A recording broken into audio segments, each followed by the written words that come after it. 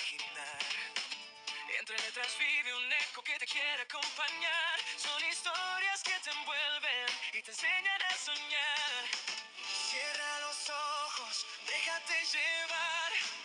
La voz del cuento te empieza a guiar. Páginas que hablan, mundo sin final. Voces que revelan lo que nadie vio jamás. Desde antiguos reinos hasta el mismo mar. Páginas que hablan. Déjate encontrar. Bienvenidos a este rincón donde las palabras cobran vida. Aquí, cada historia abre una puerta a nuevos mundos, y cada capítulo es un viaje que recorreremos juntos. Ponte cómodo, respira hondo, y deja que la magia de la narración te envuelva. Comienza la historia. El umbral. Capítulo 1. Ruido en el índice. La lluvia había empezado antes del amanecer, una llovizna fina que convertía los Nians de Gran Vía en hilos de luz líquida. Madrid siempre había sido una ciudad ruidosa, vibrante, pero en los últimos años ese ruido cambió de naturaleza, ya no provenía de la gente, sino de las máquinas diseñadas para vigilarla. El zumbido de los drones policiales, el clic metálico de las cámaras pivotando, el murmullo sintético de los robots civiles al detectar irregularidades. A veces pienso que la ciudad respira, pero no con pulmones, lo hace con lentes, sensores y algoritmos. Caminaba hacia la sede del Departamento de Criminalidad con las manos hundidas en los bolsillos de la gabardina. Era demasiado temprano incluso para los vendedores de café robótico que se alineaban en Callao. Solo las luces azules de las torretas de seguridad marcaban presencia. No había nadie en la calle, excepto yo, y aún así, sabía que no estaba sola. El sistema me observaba, analizando cada movimiento, cada variación en mi temperatura corporal, cada microgesto que insinuara inestabilidad. Me acostumbré a esa sensación desde joven. O eso me gusta decirme. Un dron descendió al nivel de la farola más cercana. Sentí el flash frío de su escáner recorriéndome. Valcárcel, Lara. Índice 32%. Estado, estable. Movimiento autorizado. La voz sintética me irrita más cada año. Hay algo en su seguridad absoluta que me despierta una incomodidad sorda en el estómago. Pero seguí caminando. 32%. Un número normal. Nada que delatara el remolino que llevaba dentro desde hacía 2 semanas. Desde aquel sueño recurrente. La veo caer. La escucho gritar. Veo mi mano tratando de alcanzarla y fallando siempre por 1 centímetro. El sistema dice que mi índice es estable, pero mis noches no lo son. Al llegar al edificio del departamento, las puertas blindadas se deslizaron con su característico siseo hidráulico. Reconocí el olor metálico de siempre, acero, ozono y café barato. Era un olor que, paradójicamente, siempre me tranquilizaba. Orden, rutina, estructura. Un lugar donde las reglas parecían funcionar, donde los números no mentían. O eso creía. Llegas temprano, dijo una voz grave desde la recepción. Vera Montfort estaba apoyada en el mostrador, brazos cruzados, mirada penetrante incluso a esas horas. Su pelo negro recogido en un moño apretado dejaba a la vista el tatuaje en forma de línea quebrada que subía, por su cuello. No sabía qué significaba y nunca se lo había preguntado. Con Vera, las preguntas equivocadas podían abrir heridas que nadie quería desenterrar. No pude dormir, respondí, quitándome la gabardina. ¿Otra vez? Arqueó una ceja. No respondí. Ella suspiró y se enderezó. Te va a estallar el índice como sigas así. El sistema detecta patrones de insomnio en los registros de tu pulsera biométrica. Ya lo sé, murmuré. ¿Y vas a hacer algo al respecto? Estoy aquí, ¿no? Eso la hizo sonreír, aunque era una sonrisa cansada. Subimos juntas las escaleras hacia el ala de análisis, donde los paneles holográficos ya empezaban a desplegar las estadísticas de la noche. Detenciones, ejecuciones, índices elevados, alertas preventivas. La danza fría de la criminalidad convertida en porcentajes. Apenas entramos, escuchamos el tecleo frenético de Mateo Arencibia. El analista estaba inclinado sobre su pantalla de realidad aumentada, como un animal devorando datos. Sus gafas emitían destellos veloces, proyectando fórmulas sobre sus pupilas. Buenos días, Mateo, saludé. No lo son, respondió sin levantar la vista. Tenemos un problema. Me miró finalmente. Sus ojos, enmarcados por unas ojeras alarmantes, tenían ese brillo inquietante que solo mostraba cuando algo escapaba de sus cálculos. ¿Qué ha pasado?, preguntó Vera. Mateo hizo un gesto hacia la pantalla. Una serie de imágenes se desplegó: una calle vieja del barrio de Malasaña, cinta policial, un cuerpo cubierto por una manta térmica y un dron sobrevolando la escena. El aura de color rojo alrededor del perímetro indicaba que se trataba de un crimen de categoría A. Riesgo extremo, prioridad máxima. El estómago se me contrajo antes de que Mateo dijera nada.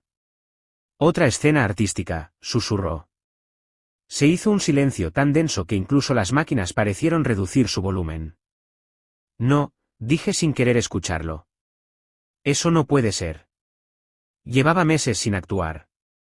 Anoche volvió, confirmó Mateo. Vera me miró de reojo.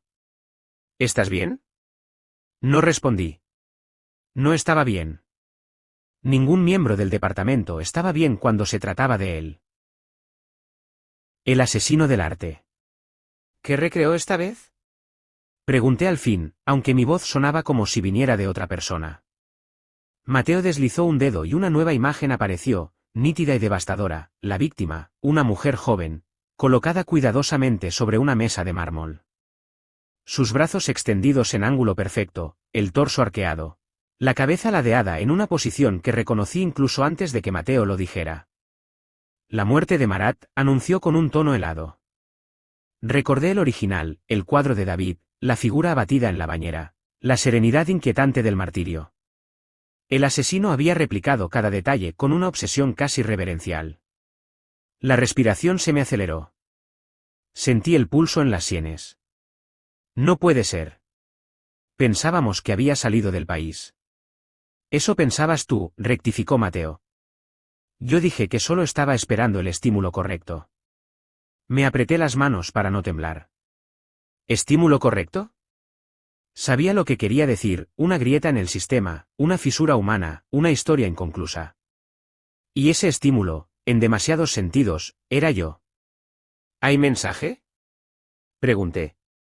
Mateo asintió y abrió otra imagen, una pared, pintada con algo que solo podía ser sangre. Una frase escrita con trazo firme. Aún no estás mirando. Sentí algo helado subir por mi columna.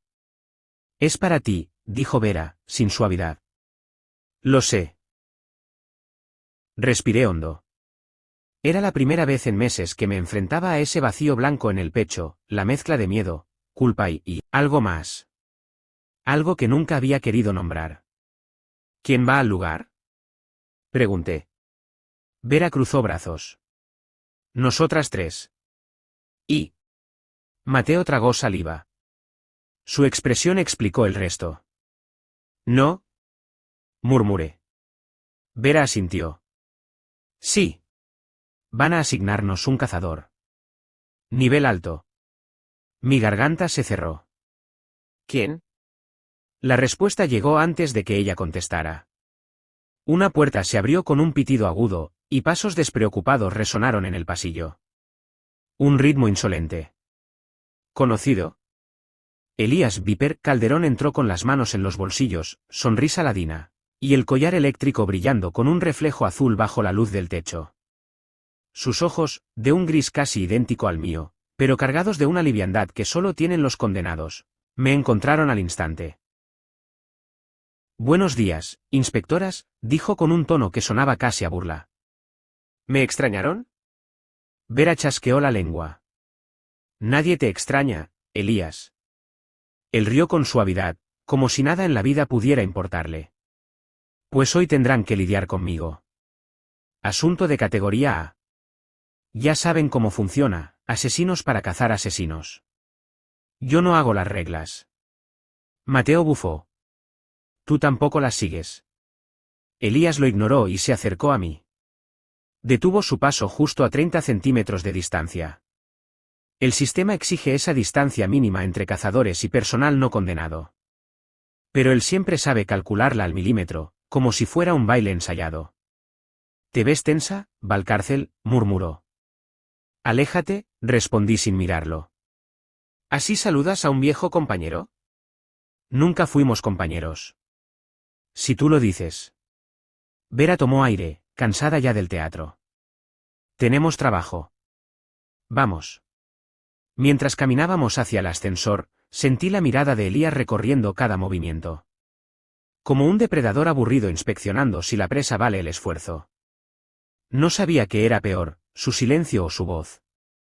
Cuando las puertas se cerraron, la cabina descendió hacia el nivel subterráneo donde esperaban los vehículos policiales. El zumbido del ascensor era como un corazón artificial latiendo en la oscuridad. Entonces, dijo Elías, apoyándose contra la pared metálica. ¿Volvió nuestro artista favorito? Apreté los dientes. No lo digas así. ¿Cómo? ¿Artista? Es un buen título. El tipo tiene talento. Es un asesino, respondí. Los artistas también matan, replicó él con una sonrisa suave. De otra forma, pero matan. La única diferencia es el lienzo. Vera dio un paso adelante. Una palabra más y te activo el collar. Elías levantó las manos, divertido. Tranquila, jefa. No quiero empezar el día electrocutado. Pero sus ojos seguían fijos en mí. Siempre en mí. Cuando salimos al garaje, el aire frío me golpeó el rostro. El techo estaba lleno de drones reposando en sus estaciones de carga, como aves mecánicas dormidas. La luz azulada del sistema iluminaba los vehículos, creando sombras que parecían descender sobre nosotros. El vehículo asignado para la operación se activó al detectar nuestras identidades. Subimos en silencio. Mientras las puertas se cerraban, las pantallas internas mostraron el itinerario automatizado hacia Malasaña. Elías se sentó a mi lado. Odiaba tenerlo cerca, pero el sistema insistía en que su intuición criminal era útil para rastrear patrones psicóticos. El vehículo arrancó. Por la ventana, la ciudad pasaba como una secuencia de fotografías grisáceas. La lluvia seguía cayendo. Las torres de vigilancia parecían faros en un océano oscuro. Lara, dijo de pronto Mateo desde la fila delantera. Hay algo más que debes ver. Giré hacia él. Abrió un archivo privado. Una foto. No del cuerpo. Algo pequeño. Un objeto. Un colgante. Mi colgante. El que había pertenecido a mi hermana. Mi respiración dejó de ser mía por un instante. Lo encontramos escondido bajo el brazo de la víctima, explicó Mateo, su voz temblando ligeramente. No quiso que lo pasáramos por alto. Sentí como el mundo se distorsionaba. El vehículo seguía en movimiento, pero mi percepción se volvió líquida, vacía. Elías, a mi lado, ladeó la cabeza con un silencioso interés. Entonces es personal, susurró, casi satisfecho. Las luces de la ciudad parpadearon a través del cristal. Drones ascendían y descendían como luciérnagas amenazantes. Y allí, en esa cabina cerrada, supe con certeza lo que había evitado admitir durante meses. El asesino del arte había vuelto por mí. Y esta vez, sabía exactamente dónde golpear. Cuando el vehículo policial se detuvo, la mañana apenas había roto el velo de la lluvia. Malasaña parecía aún más oscura que de costumbre, como si supiera lo que había ocurrido durante la noche. Los drones iluminaban el perímetro del crimen con un tono rojizo que reverberaba en los charcos como manchas de sangre líquida. Una multitud silenciosa observaba tras las barreras holográficas, buscando en la tragedia un espectáculo más intenso que sus propias vidas monitorizadas. Salí del vehículo con el colgante aún proyectado en mi mente. Sentí su peso en el pecho aunque no lo llevara físicamente. Mi hermana lo usaba cada día, incluso cuando... No podía pensar en eso ahora. No podía permitirme que el índice se elevara por encima del umbral emocional permitido. Un error de respiración, una aceleración del pulso, y las torretas de vigilancia podrían detectar una anomalía. Y lo último que quería era que mis propios compañeros vieran mi porcentaje subir a territorio peligroso. Elías bajó tras de mí con esa forma suya de caminar, relajada pero alerta, como si cada paso fuera una improvisación estudiada. Vera salió la última, con la mandíbula apretada. Zona despejada, informó un dron desde arriba. Índices estables para el equipo asignado. Mateo fue el primero en cruzar hacia la entrada del edificio. Un pequeño portal destrozado, restos de madera esparcidos, marcas de forcejeo. Se llevó la mano a la consola holográfica para escanear los detalles. Entrada estándar forzada con herramienta metálica. Perfil de fuerza mediana, dijo mientras observaba los vectores sobre un modelo tridimensional. Nada sofisticado. ¿Por qué actuaría con torpeza en la entrada pero con precisión quirúrgica dentro? Pregunté. Para desorientarnos, respondió Mateo. O para dejar claro que lo importante no es cómo entra, sino lo que deja dentro. Vera chasqueó la lengua, disimulando su inquietud con brusquedad. Vamos. Cuanto antes acabemos, mejor. El interior del apartamento era un manifiesto de oscuridad y decadencia. Persiana rota, olor a humedad rancia, muebles desplazados. Una lámpara parpadeaba, proyectando sombras que parecían moverse con cada destello. El silencio era casi religioso. No porque allí hubiera ocurrido un asesinato, sino porque había ocurrido un mensaje.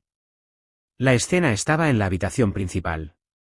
Un dron de análisis descendió en cuanto me acerqué, lanzando sigilosos rayos de luz sobre las paredes.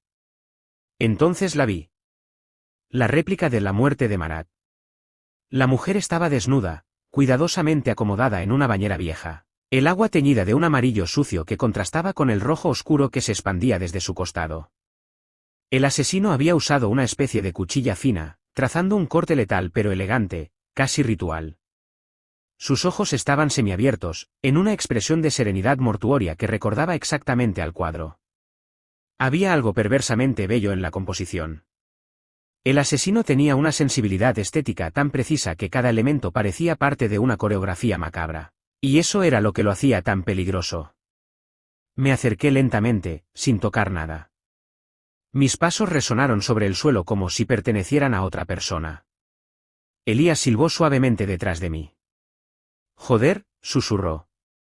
Esto es más meticuloso que la última vez. Cállate, dije sin voltear. Él sonrió. Podía sentirlo. Mateo se arrodilló a un lado, activando el escáner médico. Causa de muerte, exsanguinación por herida profunda en el costado izquierdo. Tiempo desde el fallecimiento, 7 horas, quizá 8. Fue asesinada entre las 12:30 y la 1:30. Miré la forma en que la mano de la víctima colgaba sobre el borde de la bañera, con la misma languidez del cuadro. Pero lo que me perforó el estómago fue lo que había bajo su brazo. Un pequeño espacio. Y dentro, un colgante diminuto. Exactamente idéntico al que llevaba mi hermana. No quise tocarlo. Me esforcé para que ni un músculo traicionara lo que sentía. Pero a pesar de mi control, el aire en mis pulmones se volvió pesado como si hubiera inhalado agua. Ha querido asegurarse de que lo viésemos, dijo Mateo, sin mirarme. Ha querido asegurarse de que yo lo viera, corregí. Vera me observó en silencio. Había compasión bajo su expresión dura, pero no me permití reconocerla. Activé la interfaz de mi pulsera biométrica. Indicador emocional, 38%. Elevado, pero dentro del límite. Respiré hondo. Tenía que mantenerme en control. Para el sistema. Para mí misma. Un dron descendió junto a la bañera con un suave zumbido. Análisis de escena en proceso. No se detectan huellas del sospechoso. No se detectan rastros biológicos externos a la víctima. No se detectan errores en la disposición. Escena catalogada como intencionalmente impecable. Impecable, repitió Elías con ironía. Nuestro hombre no quiere que lo atrapen. Quiere que lo admiren. Lo miré. Y tú sabes mucho de eso, ¿verdad? Él no desvió la mirada. Yo sé reconocer cuando alguien convierte la muerte en lenguaje. Lo hice durante años. La diferencia es que yo no buscaba público, sonrió apenas. Este sí. Especialmente tú. Sentí un escalofrío intenso en la columna. No vuelvas a decir eso. ¿La verdad? Su sonrisa se volvió más suave, pero también más peligrosa. El mensaje está escrito para ti. ¿Qué gano yo mintiendo? Vera dio un paso hacia él. Una más, Elías, advirtió, señalando el collar eléctrico. Una sola. Elías levantó las manos como si fuera inocente en un espectáculo barato. De pronto, el dron suspendido sobre la bañera emitió un pitido agudo. Objeto adicional encontrado. Mateo frunció el ceño y amplió la proyección holográfica. Un pequeño papel doblado estaba adherido al interior de la bañera, casi invisible bajo el agua estancada. Tomó unas pinzas y lo extrajo con cuidado. El papel estaba protegido dentro de un microplástico impermeable. ¿Qué dice? Pregunté. Mateo lo desplegó. Era una impresión nítida de un texto corto, apenas una frase. Míralo bien y recuerda. No fui yo la primera vez. Mi corazón golpeó contra el pecho como un puño cerrado. ¿Qué significa eso? Preguntó Vera. No respondí. No podía. La frase resonaba demasiado cerca del pasado que había enterrado durante años. Mi hermana. La noche de su muerte. El sistema diciendo que fue un suicidio. Pero, ¿y si no lo fue? Sacudí la cabeza. No podía permitirme colapsar allí. No podía permitir que todos vieran que esa frase había abierto una grieta que llevaba mucho tiempo tratando de sellar. Tenemos que llevar esto al laboratorio, dijo Mateo, guardando el papel en un contenedor sellado. La impresión podría tener patrones de tinta o microfirmas. Vera asintió. Y debemos revisar las cámaras de la zona. Mateo negó con la cabeza inmediatamente. No servirá. Lo saben. Las cámaras de Malasaña son antiguas. Las saquean todos los días. Y si él quería que no viéramos nada, no veremos nada. Entonces revisaremos las rutas de entrada y salida del distrito, dije. Eso tampoco servirá, respondió Mateo. La mayoría de los accesos están automatizados, pero cualquier cazador experto podría manipular la señal en tiempo real. Elías levantó la mano. Yo puedo. Todos lo miramos. ¿Qué puedes hacer? Pregunté con cautela. Él sacó un pequeño dispositivo de su bolsillo. Era ilegal. Lo supe al instante. Una especie de amplificador de señal portátil, prohibido desde hacía 2 años. Puedo detectar la huella térmica de alguien que haya usado un interferidor para anular cámaras en un radio cercano. Las señales dejan rastros durante horas. No siempre, pero, se encogió de hombros. Si tuvo prisa, quizá dejó algo. ¿Y por qué deberíamos confiar en que no falsearás los resultados? Interrumpió Vera. Él sonrió con arrogancia.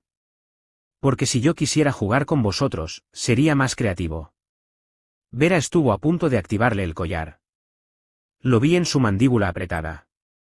Pero me adelanté. Déjalo intentarlo, dije. Vera me fulminó con la mirada, pero finalmente asintió. Elías encendió el aparato. Un haz de luz ultravioleta recorrió las paredes y luego el suelo. Se movió lentamente, con la paciencia de alguien que ha rastreado vidas ajenas toda su vida. De pronto, la luz parpadeó. Ahí, murmuró. Nos acercamos. Había una pequeña marca casi invisible en el suelo, como si alguien hubiera arrastrado un dispositivo brillante. Eso es, dijo Mateo. Residuo térmico de interferidor, confirmó Elías. Nivel bajo, pero suficiente para saber una cosa. ¿Cuál? Preguntó Vera. Elías levantó la vista. Su sonrisa desapareció, reemplazada por algo más serio. El asesino estuvo aquí más tiempo del necesario. Mucho más. Un escalofrío colectivo recorrió la habitación. ¿Por qué? Pregunté. Él me sostuvo la mirada. Porque estaba esperando. Hizo una pausa. Esperando a que tú lo encontraras. Sentí que el piso bajo mis pies se volvía líquido por un instante. No sabía si era miedo, ira o algo más viscoso, algo que no quería nombrar. Era una danza. Una macabra coreografía.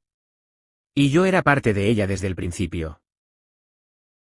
Cuando salimos del apartamento, La lluvia había cesado, pero el cielo seguía cargado. Las luces de los drones parpadeaban en el aire como constelaciones artificiales. La multitud seguía observando. Buscando miedo.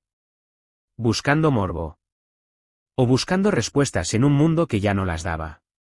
Vera caminó a mi lado, en silencio. Mateo detrás, revisando datos en su consola. Elías nos seguía con las manos en los bolsillos, tarareando una melodía que no alcanzaba a identificar. Cuando nos acercamos al vehículo, Vera me detuvo. Lara, dijo lentamente. ¿Qué pasa contigo? No supe qué responder. Ese colgante, continuó ella. Ese mensaje. ¿Qué significa? Tragué saliva. El cielo parecía aplastarme. No lo sé, mentí. Vera me miró como solo puede mirar alguien que ha visto tus grietas durante demasiados años. No me mientas. Aparté la mirada. Hablaremos luego, dije. Entré al vehículo antes de que pudiera insistir. Elías sonrió desde su asiento, divertido por la tensión. Estás perdiendo estabilidad, Valcárcel, canturreó. Cállate, susurré. Pero él no calló. Cuando el artista juega contigo, es difícil mantener el índice bajo. ¿No te preocupa que el sistema empiece a sospechar de ti? Me volví hacia él, furiosa. ¿Qué estás insinuando? Él apoyó la cabeza en el respaldo, relajado. Nada. Solo que, a veces, los que persiguen monstruos terminan pareciéndose a ellos. Activa el collar, ordené a Mateo. No lo haré, respondió Elías antes que Mateo. Hoy no estás en condiciones. Y sonrió. Esa sonrisa me atravesó más que cualquier amenaza. En ese momento, entendí algo que me heló la sangre: el asesino del arte no solo jugaba conmigo. También estaba abriendo la puerta para que el sistema dudara de mí. Para que mi índice subiera. Para que yo misma me volviera parte de su obra. Y ese pensamiento. Ese pensamiento sí que era peligroso. Muy peligroso. El olor metálico seguía adherido a mis manos mucho después de abandonar la escena, como si el cadáver hubiera decidido viajar conmigo. A veces los cuerpos lo hacen, se te pegan en la piel, en algún pliegue invisible de la memoria, y permanecen allí, observando cada una de tus decisiones. No sé si es culpa o simple desgaste mental, pero cada vez me cuesta más separarme de ellos. Quizás todos esos muertos hablan entre sí, allá en el fondo de mi cabeza, y comentan cuánto me estoy pareciendo al sistema que represento. Regresé al departamento pasada la medianoche. La sede central del Departamento de Criminalidad se levantaba como un monolito de cristal negro en el distrito, reconstruido de Atocha. Desde afuera parecía un meteorito engarzado en el asfalto. Desde dentro, una máquina digestiva diseñada para procesar seres humanos. El vestíbulo estaba casi vacío. Las pantallas del índice parpadeaban sobre la entrada, bañando el suelo en luces tenues que oscilaban entre amarillo y verde. El guardia me dedicó una mirada rápida que comprobó mi porcentaje. Siempre me pregunto si sienten curiosidad por quién de nosotros subirá primero por encima del 80%. El ascensor me recibió con su zumbido suave. Era uno de los pocos lugares donde las cámaras no mostraban su ojo mecánico a simple vista, aunque todos sabíamos que seguían allí, ocultas, invisibles, más peligrosas por su propia sutileza. Apoyé la espalda contra la pared y cerré los ojos. Necesitaba unos segundos de silencio, aunque en esta ciudad el silencio no existe, siempre queda una vibración. Un murmullo eléctrico, un latido artificial que recuerda quién manda. Cuando llegué a la planta 18, el pasillo olía a café frío y a desinfectante. Mis compañeros ya se habían ido casi todos, pero la luz de la sala de análisis seguía encendida. Lázaro Soler, nuestro analista criminal, era una criatura nocturna. Algunos dicen que trabaja mejor cuando la ciudad duerme porque su índice desciende ligeramente, como si el peligro se tomara un respiro. Me asomé. ¿Sigues destripando datos?, pregunté. Lázaro levantó la mirada con ese tic en la ceja derecha que siempre delataba su falta de sueño. Su piel parecía de papel bajo la luz blanca, y el cabello rubio se le pegaba a la frente. No puedo parar. No hoy. Deslizó varias imágenes holográficas. Eran reconstrucciones tridimensionales del cuerpo de Claudia, congeladas en su pose macabra. Este cabrón nos está enviando un mensaje. Ya lo sé, respondí. ¿Has encontrado el patrón? Lázaro frunció los labios. No uno claro. Pero, mira esto. Me invitó a acercarme. En el holograma, el cuerpo de la víctima se elevaba en distintos ángulos. A primera vista, era solo una pose artística. Pero Lázaro había marcado ciertos puntos: hombros, muñecas, cuello, tobillos. Están tensionados en direcciones opuestas, explicó, como si quisiera generar una línea de movimiento que el cuerpo no podía realizar por sí solo. Es casi coreográfico. Un escalofrío me recorrió la espalda. ¿Quieres decir que ensaya? Eso o que lo ve todo como un montaje. Cada muerte es una obra. De ahí el apodo que están usando los medios. El asesino del arte, repetí en voz baja, disgustada. Odiaba cuando la prensa bautizaba a los asesinos. Les daba un aura que no merecían. Les regalaba inmortalidad. Pero también entendía que el nombre se estaba volviendo útil, contaba una historia, y a veces las historias son más certeras que los datos puros. Lázaro pasó a otra imagen, un mapa de Madrid salpicado de puntos rojos. 3 escenas confirmadas en los últimos 6 meses, enumeró. Centro, Arganzuela y ahora Chamberí. El trazado sugiere un recorrido concéntrico. Si sigue esa progresión, el próximo será más cerca del corazón de la ciudad, concluí. ¿Exacto? Tirso, Sol, quizá Lavapiés. No lo sé. Pero avanza hacia zonas más densas, donde las cámaras son más frecuentes. Me quedé pensativa. No tenía sentido. Es como si no le importara ser captado, dije. Lázaro se giró hacia mí, preocupado.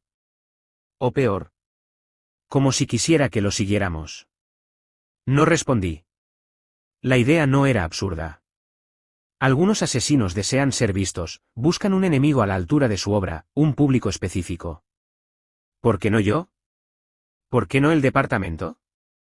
Somos la encarnación del sistema más intrusivo de la historia. Quizás eso lo excite. Quizás crea que se enfrenta al mismísimo destino. ¿Has detectado anomalías en su índice? Pregunté. Lázaro apagó las pantallas. Su expresión cambió, volviéndose más seria. Ese es el problema. Su índice no aparece. ¿Cómo que no aparece? No podemos identificarlo. Hay variaciones mínimas en los sensores cercanos a las escenas, picos de 20 o 30%, pero nunca nada que delate un asesino en pleno acto. Es imposible. Imposible no era. Solo necesitaba una explicación adecuada. Podía ser un inhibidor, un hackeo, una manipulación externa. O tal vez se movía con un control emocional tan antinatural que engañaba al sistema. Pero eso implicaba una disciplina casi inhumana. O una locura perfectamente guiada. Respiré hondo. Necesito ver a Lucius, dije. Lázaro dejó escapar un suspiro resignado. Sabía que lo dirías. Lucius. Nuestro empleado criminal. Un asesino múltiple que ahora trabajaba para el departamento, encadenado por su collar eléctrico. De todos nuestros activos, era el más peligroso y a la vez el más lúcido. Había momentos en los que conversaba con él y tenía la sensación absurda de que me leía la mente.